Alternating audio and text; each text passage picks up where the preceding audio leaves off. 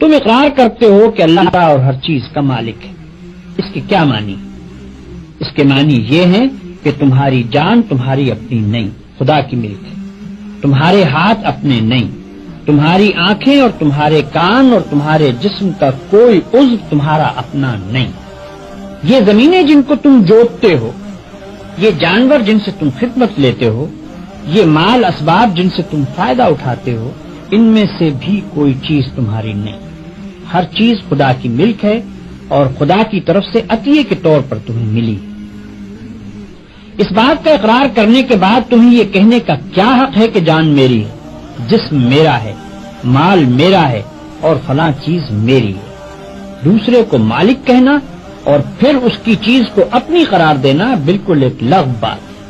اگر در حقیقت یہ بات سچے دل سے مانتے ہو کہ ان سب چیزوں کا مالک خدا ہی ہے تو اس سے دو باتیں خود بخود تم پر لازم ہو جاتی ہیں۔ ایک یہ کہ جب مالک خدا ہے اور اس نے اپنی ملکیت امانت کے طور پر تمہارے حوالے کی ہے تو جس طرح مالک کہتا ہے اسی طرح ان چیزوں سے کام لینا چاہیے۔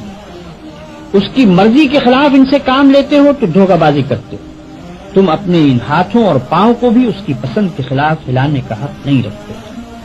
تم ان آنکھوں سے بھی اس کی مرضی کے خلاف دیکھنے کا کام نہیں لے سکتے۔ تم کو اس پیٹ میں بھی کوئی ایسی چیز ڈالنے کا حق نہیں ہے جو اس کی مرضی کے خلاف ہو۔ تمہیں ان زمینوں اور ان جائیدادوں پر بھی مالک کے منشا کے خلاف کوئی حق حاصل نہیں ہے۔ تمہاری بیویاں جن کو تم اپنی کہتے ہو اور تمہاری اولاد جن کو تم اپنی کہتے ہو، یہ بھی صرف اس لیے تمہاری ہیں کہ تمہارے مالک کی دی ہوئی ہے، لہذا تم کو ان سے بھی اپنی خواہش کے مطابق نہیں بلکہ مالک کے حکم کے مطابق ہی برتاؤ کرنا چاہیے۔ اگر اس کے خلاف کرو گے تو تمہاری حیثیت غاصب کی ہوگی۔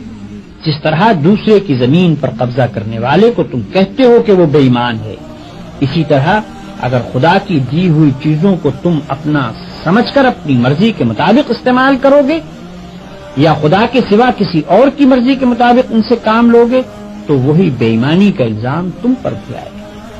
اگر مالک کی مرضی کے مطابق کام کرنے میں کوئی نقصان ہوتا ہے تو ہوا کرے، جان جاتی ہے تو جائے، ہاتھ پاؤں ٹوٹتے ہیں تو ٹوٹیں، اولاد کا نقصان ہوتا ہے تو ہو، مال و جائیداد برباد ہو تو ہوا کرے، تمہیں کیوں غم ہو؟